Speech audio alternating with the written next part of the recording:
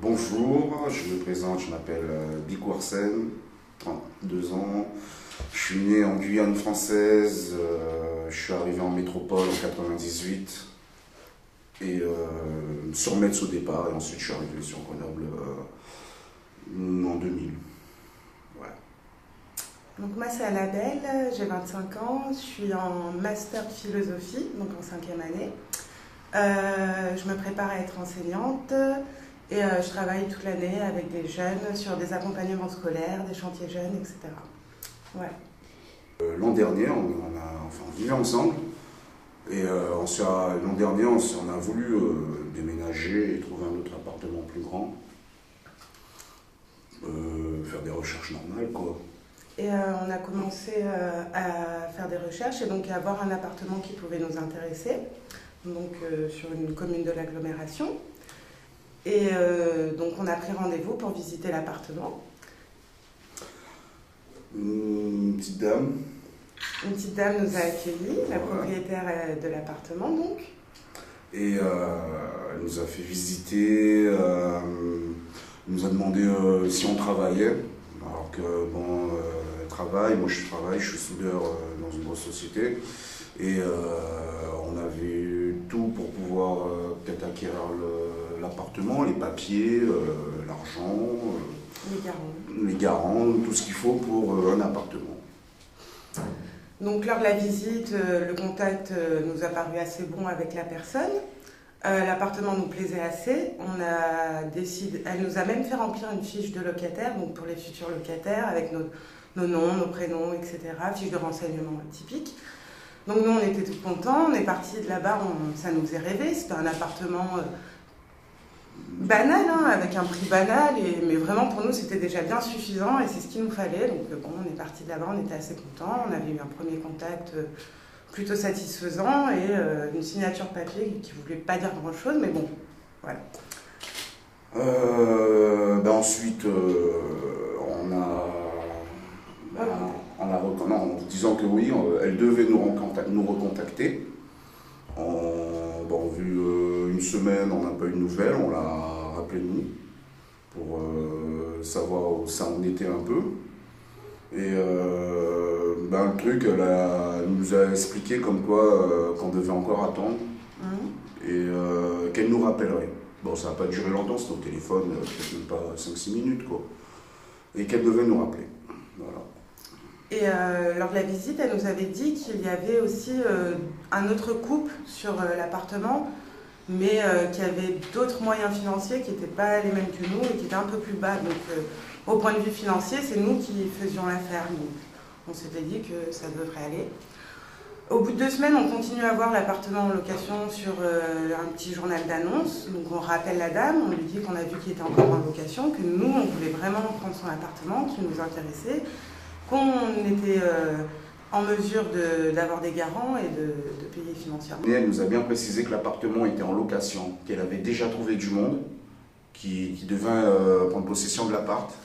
Mais le problème, c'est que nous, on consultait toujours ce même magazine et on a revu l'annonce dedans. Et c'est là qu'on s'est dit non, l'appartement, il n'est pas en location. Elle ne l'a pas loué contrairement à ce qu'elle nous avait dit au téléphone. Et de là, on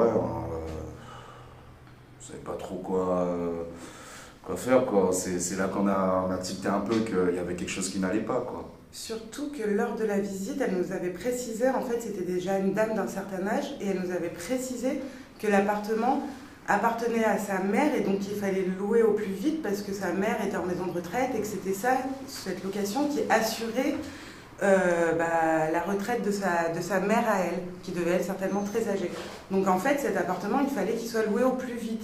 Et quand on s'est rendu compte aussi qu'elle ne nous louait pas alors qu'on pouvait l'assumer facilement, et qui continuait à être, on s'est dit, alors si c'est pas nos revenus financiers, c'est peut-être nous, alors qu'est-ce qu'on dégage qui n'irait pas? Pourtant on est des gens responsables, on travaille depuis certaines années dans des mêmes endroits, donc les gens savent qu'il y a une continuité dans notre comportement et qu'il n'y avait pas de raison de ne pas nous louer cet appartement. Donc c'est là où on s'est dit, c'est peut-être...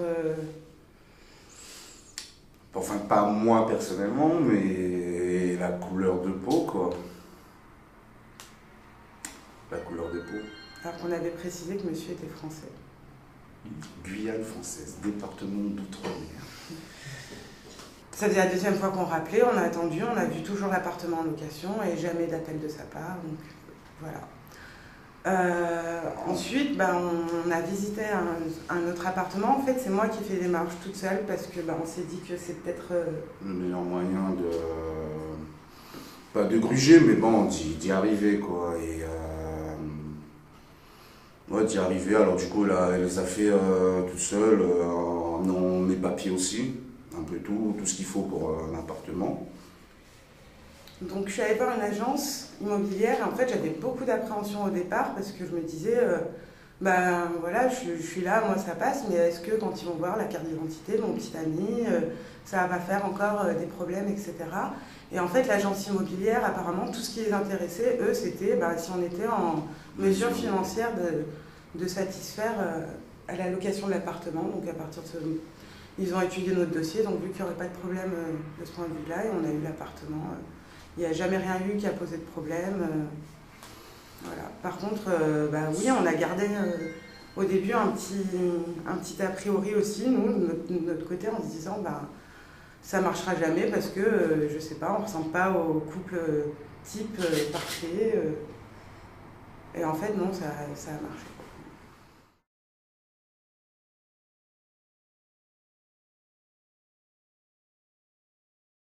Au niveau du ressenti, donc moi personnellement, je l'ai perçu comme ça. Je me suis dit, c'est moi qui vais entamer les démarches toute seule et je vais me présenter toute seule. Et peut-être que là, donc c'est difficile de se dire que c'est comme si on cachait quelque chose alors qu'on n'a rien à cacher. Nous, on est nous-mêmes et voilà, qu'on n'a rien à cacher. Donc là, on se dit, et pareil, cette appréhension au moment de dévoiler